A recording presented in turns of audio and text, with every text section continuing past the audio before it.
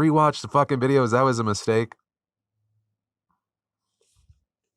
Because my opinion is that Tate Cutler should not be getting any backlash for this. I'm very thankful that she shed some light with her grandmother, but that's where I'm going to leave it. Literally, just for the sake of, I don't want a full-blown cry. But whether you agree or you disagree with me in those comments down below, let me know your thoughts here. And then we gotta talk about this professor right here, because they appeared not in just one viral video, but 2 viral videos in the same month. The first happening a few weeks ago at Hunter College in New York City. You see her approach an information booth run by an anti-abortion student group on campus, and the footage speaks for itself. This is bullshit. This is violent.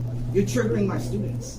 Oh, I'm sorry about that. No, you're not. Because you can't even have a fucking baby.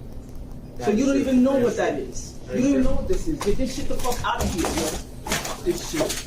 So that interaction spreads like wildfire, people calling her the crazed woke professor. But then yesterday, the New York Post sent a reporter and a photographer to her apartment to question her about it. And when she opened the door, the Post says she threatened to chop the reporter up with a machete and then held the blade to his throat. Let's get out of here. You can't do that.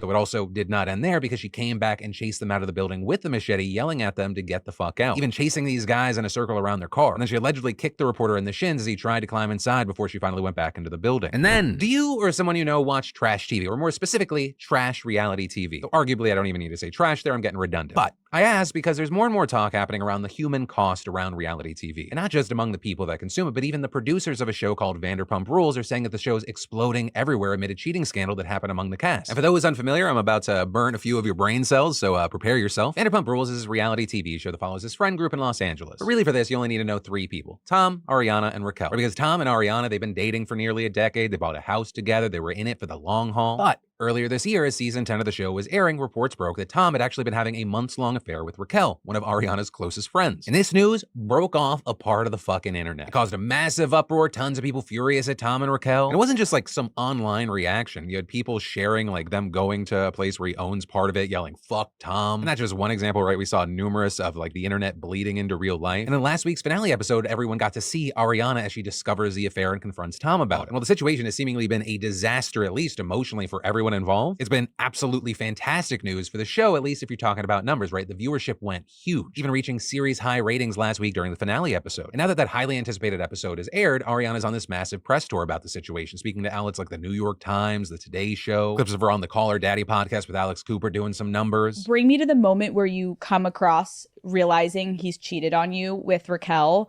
What were you thinking in the stall? I was like shaking, like full body. And in these interviews, even though like ultimately what we're consuming as us, it's just content, what you have is also a human being trying to unpack the biggest betrayal of her life. And of course, with all this, people are just eating it all up. And why wouldn't they? I mean, society has trained us that people are just content. But it's also important while the little gossipy bitch in our head who's gorging herself on all of this scandal is very happy, it's also important to remember there are real people involved. And you actually just recently had producers speaking about that in an interview with Variety. They're saying it's not all fun and games behind the scenes. This is a real thing that happened to someone, with Alex Baskin saying it's hard. There's a human cost, not a joyous celebration where we can send a note out to the cast and celebrate how well we're doing. And Lisa Vanderpump, who's a producer that also stars in the show, who's close with the cast, chimed in as well. Because when she was asked if she thought this season might get Emmy attention, she responded, "I don't like to think of it like that at all, because it's still a very painful experience. But it's been an extraordinary series over the years that has had many highs and so many lows, and we've stuck with it." And I don't really have a clean out to this story, because even so many years in, I never know how to actually feel about any of this. And that's in large part due to the just general dumpster fire of reality TV, where you're consuming something as content, but they're also real people, but you also know a lot of places fake things. So then you question reality, because you don't want to feel bad or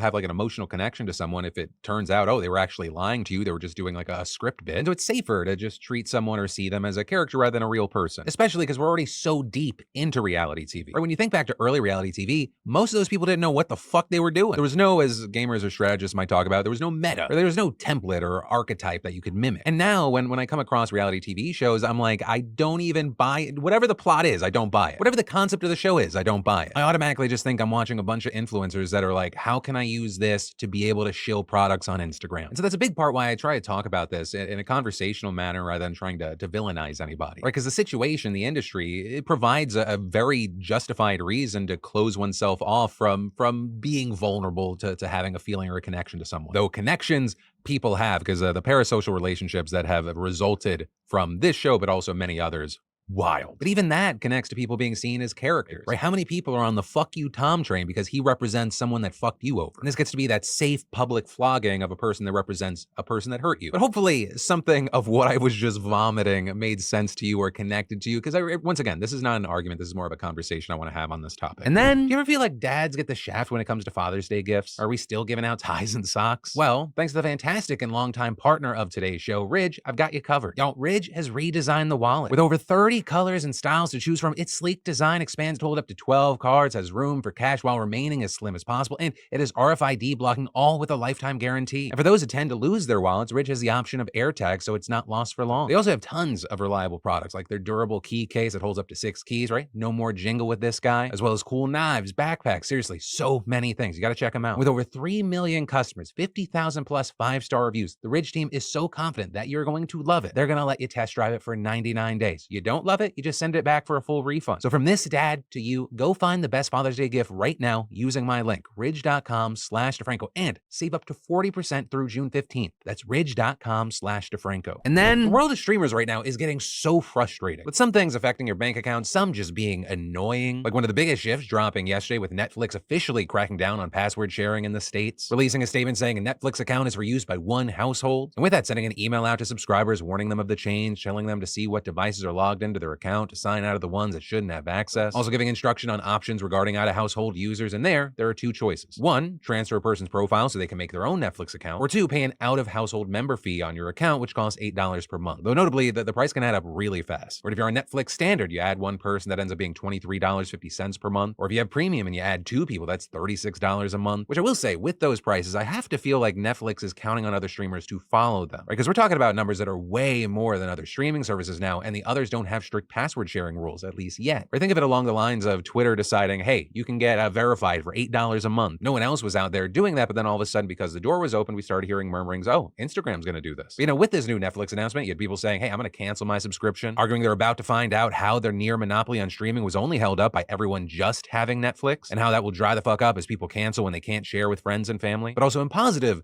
news for Netflix, everyone wasn't just focused on Netflix yesterday, they were focused on HBO Max, which is no longer HBO Max, it is just Max, an HBO streamer, or it's essentially a rebrand to incorporate both HBO and Discovery content. Because people were like, what if we took all the premium content from HBO Max and also threw in a bunch of garbage? People will be good little piggies and eat up all that garbage content as well. Also, it was how this went down, right? Many users knew this change was coming, but you also had the company saying, hey, a large portion of HBO Max accounts are automatically going to update to Max. But many users, including myself, actually had to download a new app, with Gizmodo saying that might have prompted the tech issues. You also had people slamming the app for crediting directors and writers under a generic creators label, right? So if you watch Raging Bull, for example, instead of the film saying, hey, it was directed by Martin Scorsese, it just lists the name as creator along with the producers and writers. With at least one person seeing this and writing, now directors like Tim Burton or content creators just like pew pew whatever the fuck, which I think is referencing PewDiePie, which if that's the case, Felix, I think that's gotta be your new name. Pew pew whatever the fuck. But with that last thing, you had outlets understandably saying, this erases proper credit and it can also be misleading. Places like Mashable noting that if you go to an episode of a show like Succession, you see over a dozen names listed as creators. It includes producers, directors, but Jesse Armstrong is the sole creator of Succession. Or there's no label or indication of who did what for the show. So you've got writers saying, in addition to the confusion, it's just insulting and minimizes the work being done. Right? Something very, very sensitive for a lot of writers right now who are on strike. With some saying things like, the studios don't want anyone to know our names. It's easier to pay us nothing if we're faceless. And treating artists as the amorphous creators of content is not going to raise the bar for storytelling for you, the viewer. Disrespecting our work, trying to replace us with algorithms and working against the artistic process, none of this will usher in anything. But we did get an update this morning from Max and the service saying that it'll be changing this amid the backlash. And giving the statement, we agree that the talent behind the content on Max deserve their work to be properly recognized. Calling this an oversight in the technical transition and saying they apologize for that mistake. But as far as how things will play out, at the end of the day, it really is going to come down to, is there any meaningful shift in money, right? Do people cancel more? Is adoption down? That's the only thing that'll actually have an impact here, because reactions, outrage, none of that really matters if there's not any sort of follow through. And often I feel like we see more examples that we live in a complainer society rather than a do something about it society. And then there are layers to this news, so listen up. Because Republican Texas Attorney General Ken Paxton is calling for Republican Speaker of the House Dade Phelan to step down, which immediately alarm bells. What could he have done to make it so that he's actually being held accountable by a member of his own party? Or we live in a time where candidates openly say, I could shoot someone on the street and my poll numbers wouldn't go down. Actually, that was several years ago and things have only gotten worse. Well, it appears Whereas in this instance, it's because the guy was absolutely fucking sloshed out of his mind while presiding over the House floor. Now, I'm going to ask my editor to try to transcribe what this man is saying, but I don't have hope for it. Mr. Campbell sent a member is acceptable.